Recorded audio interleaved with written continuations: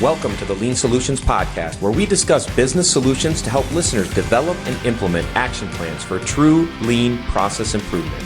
I am your host, Patrick Adams. Hello and welcome to the Lean Solutions Podcast. My guest today is Chad Bareither. Chad quickly found his passion for continuous improvement as a quality engineer. Now, with years of experience as an internal change agent for larger organizations, including 3 Fortune 500 companies, by the way, he takes that operational excellence mindset beyond the shop floor. As the owner and principal consultant of Bareither Group Consulting, he enables continuous improvement through the application of Lean and Six Sigma methodologies. I first met Chad at the MLC annual conference, the Michigan Lean Consortium annual conference up in Traverse City, Michigan. This was last year. So he was actually, this is, we can kind of say, Chad, that this is your second time on the show, because I had a small interview with you while we were at the Lean conference. But welcome to the show. Welcome back. Oh, thanks a lot. It's great to be back. Absolutely. And so I did also hear that you are going to be speaking at this year's annual conference for the Michigan Lean Consortium. Is that correct? Yeah, great. Great opportunity. They asked me if I'd be willing to lead one of the active learning sessions. So I'll be doing one of the breakouts during this year's conference. Nice. What do you know what you'll be speaking on yet?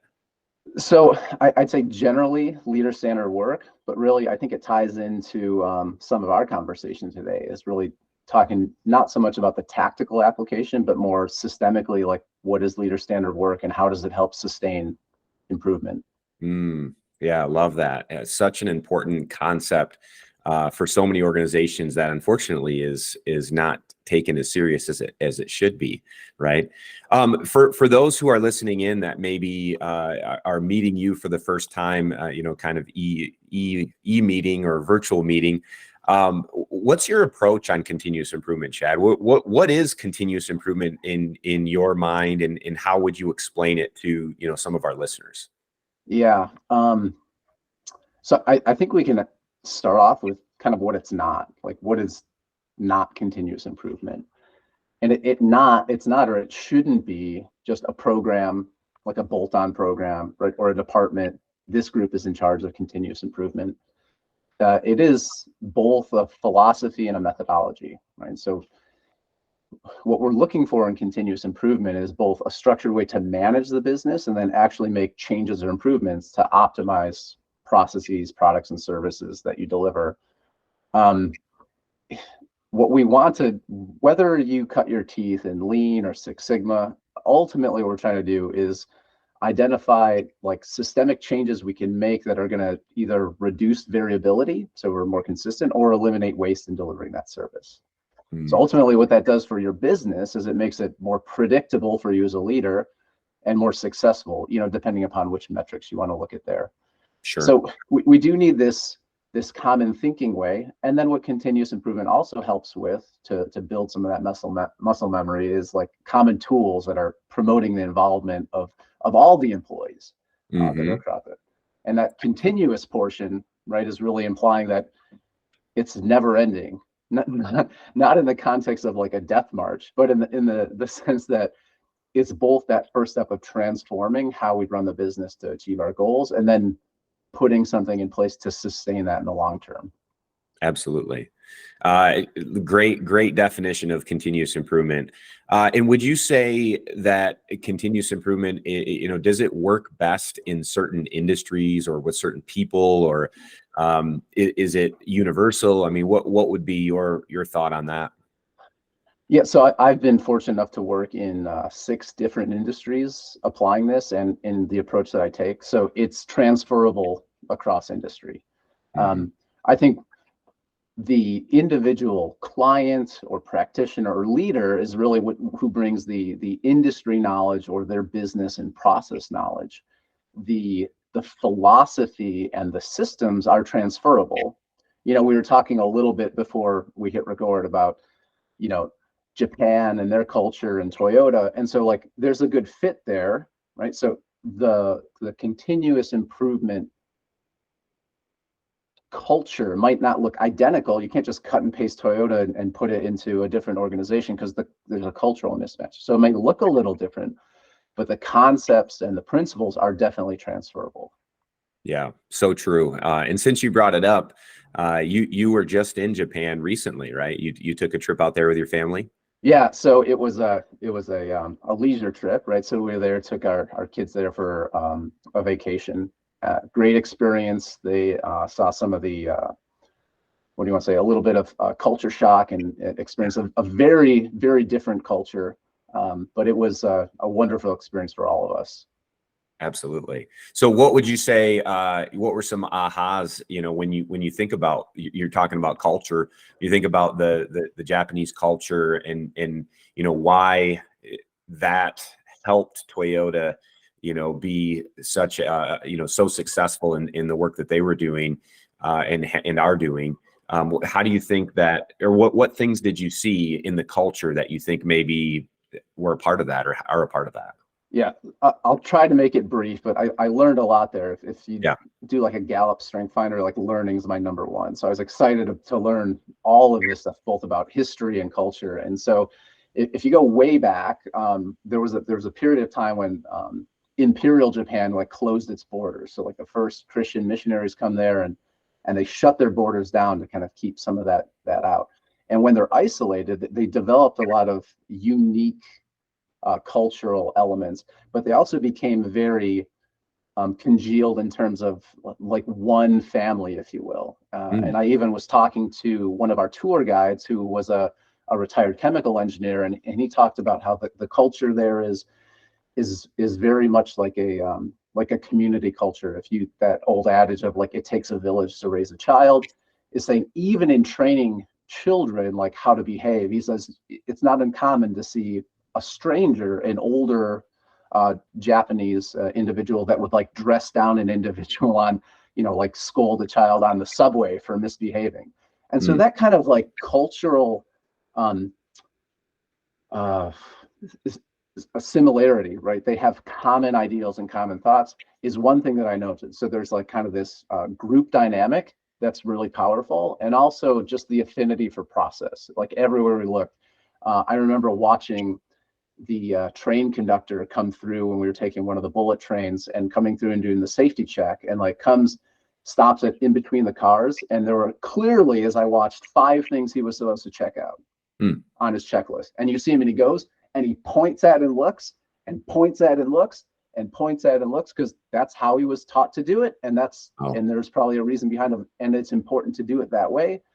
And I was just thinking, I don't know that you would see the same response. You would probably see step in the car, quick glance at 5 areas, move on. It was little things like that I saw that says there's a lot of pride in the process, not just the job that you see there. And beyond that, this more community cultural adaptation that I think really helped the way the Toyota production system was designed thrive there. Powerful. I'm excited. As you know, I'll be heading to Japan in May with Katie Anderson and her group. So I'm looking forward to witnessing some of the same elements of the culture, and hopefully, we can connect it after and maybe exchange stories and other things that we've seen and learned. So yeah, that'll be great. Absolutely. So you're coming back to the conversation that we started with around continuous improvement. Would you say that the continuous improvement mindset is anchored more in the hard skills, such as like the tools, the systems, or would you say that a continuous improvement mindset is more anchored in the soft skills, like behavior, thinking, that type of thing? Well, I think yes. If I think about tools, so my father grew up in central Illinois in like farmland, and he kind of had a foot in 2 worlds. Like his father, my grandfather, was a college educated professor, and his uncle still ran the family farm. So he spent a lot of time of his youth kind of with his grandfather on the farm. So he learned to do quite a bit with his hands. And from firsthand experience, he definitely knew how to use a hammer, right? If you think one of the most basic tools, if we're using the literal term tool here, right, and you might say everyone knows how to use a hammer. And I think that's true. Most people understand what a hammer is supposed to do. But if you've seen someone who's proficient, like a carpenter, like that knows how to set a nail, use the proper grip, the proper strike, you can definitely tell a difference of who knows how to use that tool. And I remember building a barn on my parents' property with my dad when I was in like middle school, and watching him drive like 16 penny nails with 2 or 3 strikes. Yeah. Like, clearly very proficient in using the tool. So you can get really good at driving nails, but that doesn't necessarily mean you can build a house, right? So I can use the tool individually. So the tool is important of building those hard skills through muscle memory and repetition, but thinking behind it, the behavior that, as you mentioned, is what's important. So I still need a blueprint. I still need a build sequence or a process. And then, so kind of bringing all this together is where I need the tool use and the plan to get the end result that I want. So continuous improvement is the same way of that analogy. So I say yes to both, because without the thinking and the behavior, what I have seen in some organizations is lean or continuous improvement is just a lot of pounding nails. Yeah, so true. And I love the analogy that you used, of the hammer. It makes so much sense in the house. And and obviously, and you've had a lot of experience with this and working with different companies. What do you think is the greatest challenge that companies have when they are only focused on, let's just say, the hard skills or the tools, and they don't take into consideration those soft skills, the behavior, the thinking, but they just say, here's 5 tools that Toyota used, apply them, and let's become lean. What challenges do you think come with that? Well, one thing that's a challenge is why. So I have seen organizations and been in an organization at one manufacturing site specifically where they said, we're going to deploy, say, 5S, and maybe you've experienced, we're going to 5S the shop floor. Now, if we don't have a good understanding of why are we doing that? To clean it up and make it look better? Is there a performance metric that we're trying to go for? Are we trying to establish a stand? But if we're just driving right at the tools, I think we're losing a lot of the workforce in why we're doing this at all. So not understanding the why and connecting back to, you're asking me to do my job differently, but I don't understand what that's supposed to gain for me, I think is one thing that we lose. The other thing is kind of this point optimization, right? So I can get really good. I can throw tools at different problems, whether we use a production environment or whether we use like service delivery. I can make certain things, scheduling of service delivery. I don't know, maybe something people is painful, like you're going to get your cable or internet service. Like, I can get really good at scheduling, but I can't get people there on time because they can't transact the work when they're on the residence. Like, it doesn't help me that I'm point optimized versus value stream optimized. Try not to throw too many buzzwords in there, but yeah. Another thing, if we're just tools, is we're not thinking about a broader picture of like, okay, where do we need to improve? It might not be required that everyone improve, because just like a simple like workload balance chart is like, if I get faster at my fastest step, I'm just creating a lot more waiting. Sure. Makes sense. So if someone's listening in and they want to do it right, they or maybe they have tried and they maybe went down the wrong road and just said, hey, let's apply these 5 tools, and they've had some significant challenges with that. What would be your suggestion around, how does an organization get started, or how would a leader, even within their own area, how would they get started with continuous improvement? What would be the right steps from the beginning? Yeah, so I'd say the right first step is understanding your why. So whether you are the leader of a small to medium business, or you're a leadership team and maybe a medium to large business, of why are we even doing continuous improvement? What are we trying to accomplish? So there could be some sort of market change, like a threat of competition, or a change in demand, an external influence like a new regulation or a technology change, or maybe your business is growing, right? So you need to step into more of a leadership role than a tactical transaction, and you don't know how to create that stability, so you're still making all the decisions. Like your team, not just you, needs to see continuous improvement as a change in the way we're going to run the business, right? A system to manage my business, not something in addition to. So when you said up front, like, it's not a program. It's not just this bolt on of like, through osmosis, we're going to become more improved because we do CI some of the time. So a great place to align is even going back, we talked about soft and hard skills, is kind of like your mission, vision, and values of like, so what are you trying to accomplish? And then say, let's tie that to a goal and say, CI is going to help us get there. Mm-hmm. And then maybe the tools make sense. Then maybe 5S makes sense because we say to get where we're trying to go, we need to free up some cash flow. We've noticed we have a lot of work in process inventory. This is the tool we're going to deploy. This is how we're going to measure success. Now, if I'm the leadership team, I understand, okay, we're going in this direction to invest in new product offerings. We need to free up cash flow. This is the tool we're using to get there. And now I can also understand, so how are you going to measure success on the floor? I'm not going to measure success in terms of, is everything where it's supposed to be in the tape? Because that's gets a little bit clouded. The most dangerous phrase in our language is we've always done it this way. There are an awful lot of posers out there. People that do lean because they're mandated to do it. They think it will work. How stable are you today? What are your goals? Are you generating small, simple improvements? There are very few people that embrace lean with their full heart, head, and emotion. Let's imagine that your current output is top-notch. Is that enough to stop innovating and stop reaching for more? Patrick's book uncovers the essence of what those organizations look like and what the posers look like. Caution, are you in the fake zone or the real zone? Order your copy today at avoidcontinuousappearance.com. Mm-hmm. Right. Yeah. And what you're alluding to is really obviously the why, like you said, but also identifying the problem that you're trying to solve before deploying tools just because someone said that they were the right tools. Well, are they the right tools for your team, for your company, for your industry? Maybe, but maybe not, right? I mean, it depends on the problem that you're trying to solve. So that kind of goes back to your why, right? Agreed. And so whether we say problem or goal, right? So what do we want to accomplish? Because problems can be a little bit further down the tree about saying, if goal is something at a high level, like we have, Alcoa did this with safety, right? That was the top level goal, and that kind of permeated down to our goal was 0 lost time incidents.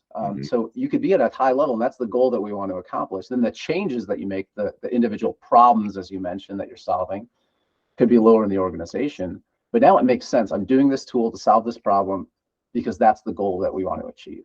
So kind of starting off with my vision and a short-term goal that we're trying to accomplish. Now some of the changes you're asking to make to the business, you can tie back to, we're changing this because that's what we want to accomplish. Right. Now, I will say, I do see many organizations who start out on their lean journey, or their continuous improvement journey, that do start with some foundational lean tools that you see back from Toyota, like 5S, standard work.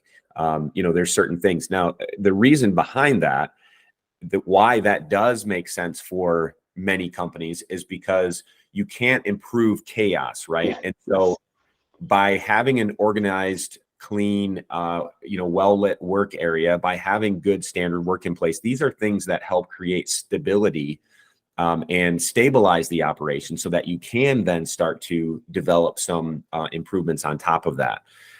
So I think that, for many organizations, they go, oh, well, we always have to start with 5S. Yeah, there's probably a good chance that if you don't have, a good, well-organized, clean area that you can, be efficient, because you're not stepping over things and working around stuff that isn't necessary in the area. Yeah, that definitely makes sense, because that creates a level of stability. Are there any other, maybe foundational items, tools, systems, or, things that you see maybe being the starting point for some organizations? So, I mean, I'm a big proponent of value stream mapping, and sometimes at a macro level, if you will. Just do we even understand how long it takes to get a product or deliver a service? Do we understand? Do we understand how much work we actually have in process, and sometimes that work can be measured in dollars. Right? So do we understand how long it takes us to get from customer order to delivered product or service? Mm-hmm. Because back to the question about tools, is like, why would we be working on the steps that aren't giving us the improvement? A recent client engagement I was on, they're trying to dramatically, like over the next 5 years, 6 to 10x, depending upon the product variant, their capacity. And I look at where they're investing in some of the equipment upgrades, and I say, you don't need that upgrade. Like, this is your bottleneck over here. Like, we should fix this first. Like, you might need to fix that 5 years down the road, but like, why are we investing in that right now? And there wasn't an awareness of what the capacity actually was and where they were losing some of that or getting some of the losses in that. So I think having the awareness so that you can prioritize and say, we don't need to fix everything. We need to fix these 2 things.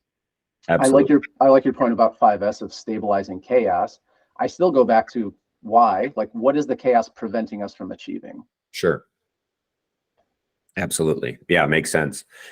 So once someone gets started and they, are, off and running on their continuous improvement journey, which again, like you said earlier, is never ending.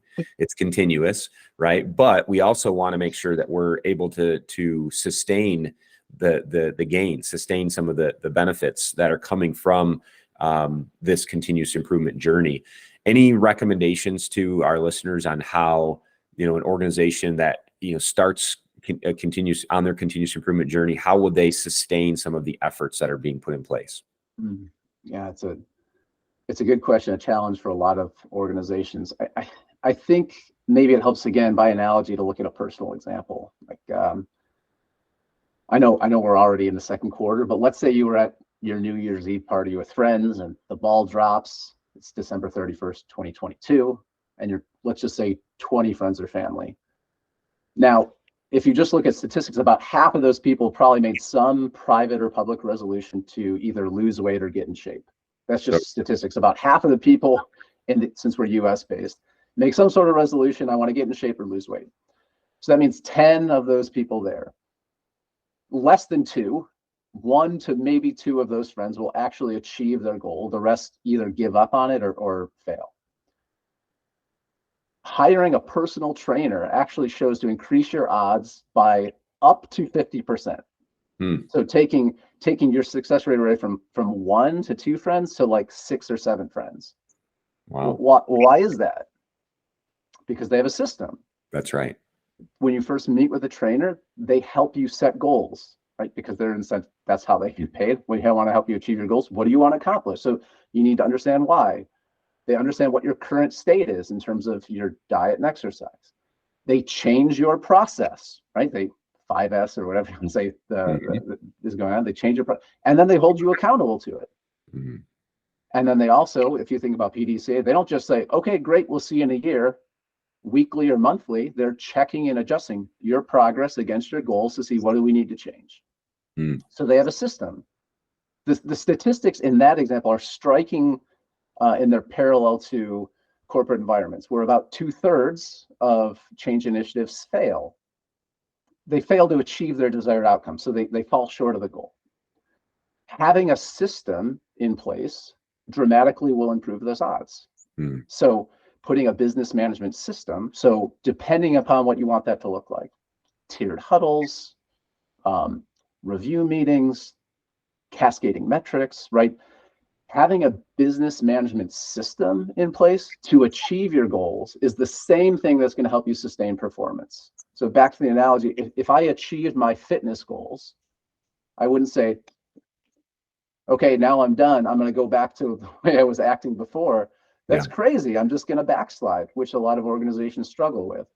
The system, the cadence, the rigor that you go to achieve your goals, you need a system that stabilizes that over the long run. This now becomes how we run the business. That's right. That's right. And you mentioned a little bit earlier about leader standard work. Can you talk to us a little bit about how leaders can utilize their own leader standard work to help, create some structure around that system that you're talking about? So in any company, we're delivering a product, a service, information potentially, there are processes that deliver that. Right? So we execute certain processes, they achieve or deliver our product, service, or information. Understanding what our critical processes are and where they tie to either cost or quality or delivery lead time of that product or service is incumbent on leadership to know. So these are the critical processes that I need to check on. So then leader-centered work is process confirming that those are operating. When we manage only by results, right? It's like driving down the road looking in the rearview mirror. It's like that already happened, right? If we have a poor quality rate, we already produced defects. If we miss the delivery date, we already missed the delivery date.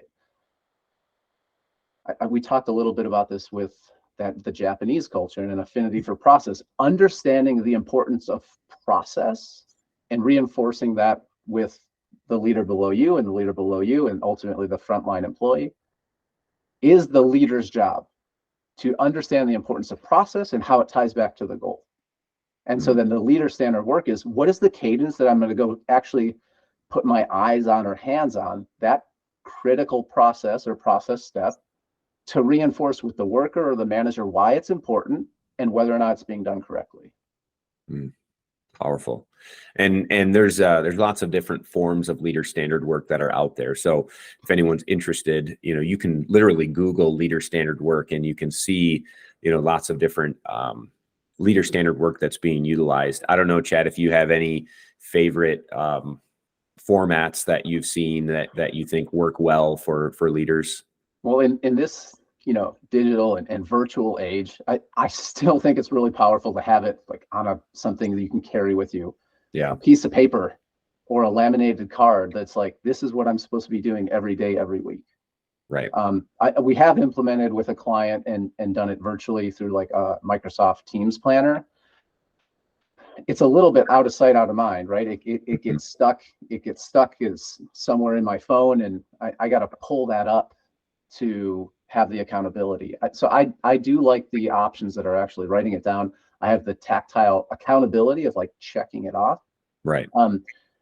That's what I've personally gravitated toward and seen successful. But in terms of the format, you're right. You can Google and you can find a bunch of different formats. Yeah. I think what becomes more interesting for me is like the content of what do we consider leader standard work? Mm-hmm. And it's not just checking out your performance boards. It's really that coaching and reinforcing of process. Yeah. So I like the physical format because I think it has accountability and it's portable and keeps it in front of mind. Absolutely. Now, earlier you mentioned a couple challenges with companies, organizations that maybe are more heavy on the hard skills or the tools than maybe the cultural change or the behavior change, things like that. What are some of the other challenges that you see in the world of continuous improvement as you have traveled around to different companies and worked with different organizations in different industries?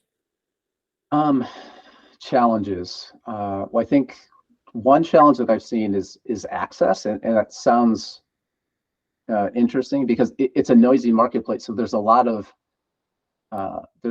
information out there. So access, and look, I'm not going to sit here and sound elitist and say like right and wrong information, but understanding where I should go to learn, having access to that. But then on top of that, if a lot of this is difficult to learn just from a book, and that might sound self-serving as a consultant, but being able to coach and hold someone accountable is important. So access in terms of cost and the right resources to do that is a challenge. So that means you either need to bring someone in-house that has experience with this, right? Or you need to pay for someone to come to that. So the first one is access, I think, and that can be a challenge, one that I'm interested in trying to resolve here in Southwest Michigan.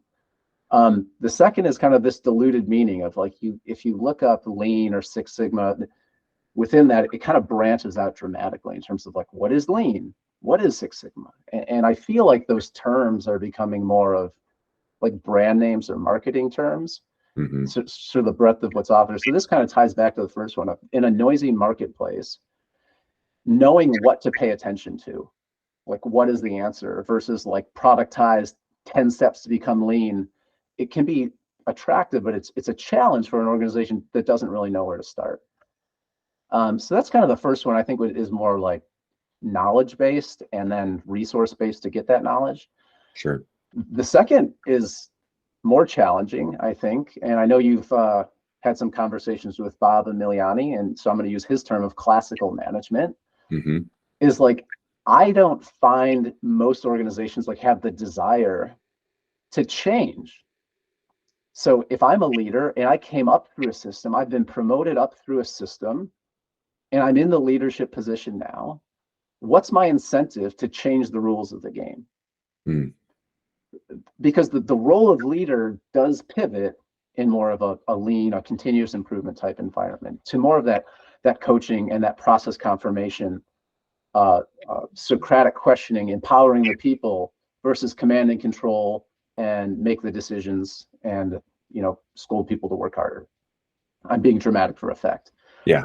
So I think that's kind of the other challenge, seeing in the world of continuous improvement of folks that want to bring it in and maybe see it as a cost lever versus a fundamental change in the way that they operate and manage their business. And I think that second one is the challenge that's I'd also like to work on, and I can work on that one organization at a time, is actually changing the mindset of like, yeah, this is a different way of running your business. Mm-hmm. But the desire has to be there somewhere in the leadership ranks to say, I want to change the rules of the game. I want to change the system of how we manage our business away from classical to more progressive management types. Yeah. Those are some pretty significant challenges, obviously, but very much possible to overcome. And obviously, you and I both have worked with many companies that are overcoming those challenges. And it's always fun to be involved and see those light bulbs going off, those aha moments, seeing the results come from the companies that are, really committed to developing a true culture of continuous improvement. And I appreciate everything that you're doing with the clients that you work with, all over not, I think you're outside of Michigan even, right? Too. You work primarily in Southwest Michigan, but. Yeah, primarily in Southwest Michigan. Yeah, but I have clients that are outside of the region as well. So yeah. And if someone was interested to learn a little bit more about the work that you do at Bareither Group Consulting, where would they go to find more information about some of the work that you guys do?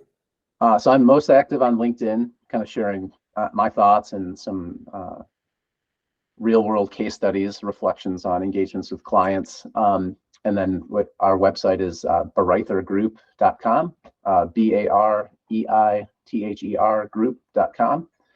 I've taken the approach that I'm using with clients and honed over 15 years of practicing this and codifying that into a book. So I'm in final manuscript now. That's going to editing, but I know you've been through this. So yeah. I'm a newbie. So I'm like, I did not have a good appreciation for how long that process was after you have words on a page to get it to print. So I'm kind of navigating that right now, but my expectation is that'll be published in third quarter.